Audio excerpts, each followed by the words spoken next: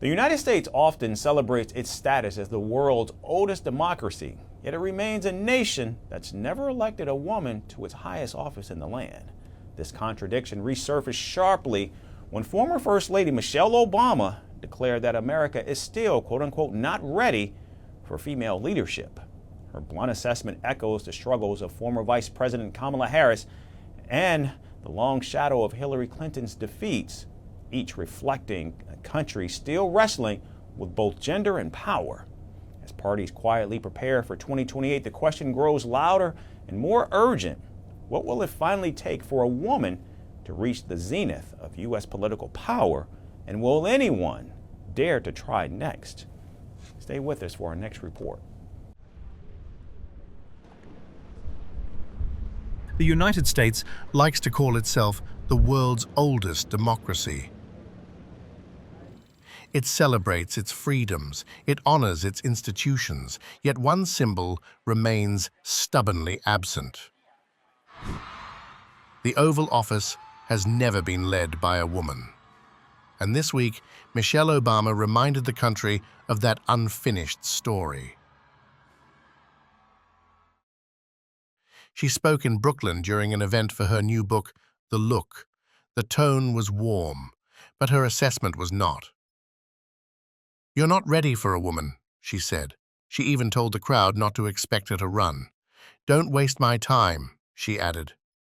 The audience fell quiet. The oldest democracy, she suggested, still resists a simple idea: female leadership. That's why I'm like, don't even look at me about running, 'cause you all are lying. You're not ready for a woman. We got a lot of growing up to do, and there's still a lot of men who do not feel like they can be led by a woman, and we saw it. Her words echoed the journey of Kamala Harris. Harris became the Democratic nominee in 2024 after Joe Biden stepped aside. Her campaign carried huge hopes. Then came the doubts, the familiar whispers, the shift in public mood. Harris lost to Donald Trump, becoming the second female nominee to fall short.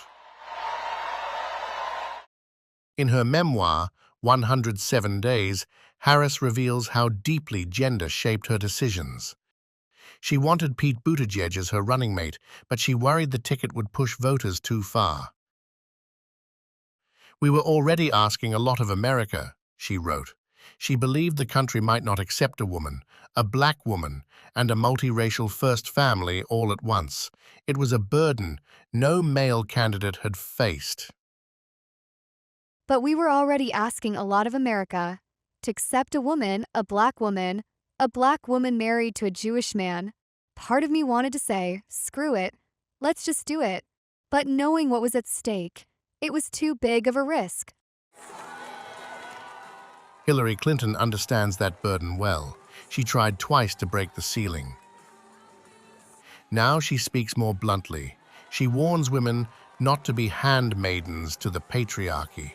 She believes a woman can win, but she also thinks the first woman president may be a conservative. Look, first we have to get there, and it is, obviously so much harder than it should be. So, if a woman runs who I think would be a good president, as I thought Kamala Harris would be, and as I knew I would be, I will support that woman.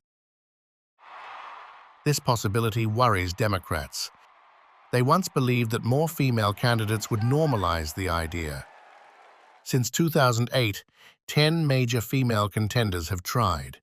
They came from different regions, races, and ideologies, yet none reached the Oval Office. The pattern has become impossible to ignore. The next presidential cycle is already taking shape. Names like Gavin Newsom, J.B. Pritzker, and Pete Buttigieg float around the edges. Each candidate tests message, each is a study of public mood. But the unresolved question remains: how much did gender shape Harris's defeat, and what does that mean for the next woman who steps forward? Michelle Obama's comments now hang over that future. Her sentences were short, her message was long overdue. America's democratic story remains incomplete. Somewhere, a future candidate watches this unfold. She knows the weight of history, she knows the risk, she knows the promise, and she waits to learn one thing. Will America finally break its oldest barrier, or will it hesitate again, right at the edge of change? Want the facts? The latest developments? News that gets straight to the point. Well, we've got all three just for you. This is Firstpost Live, a brand new show, your window into what really matters. Don't miss it.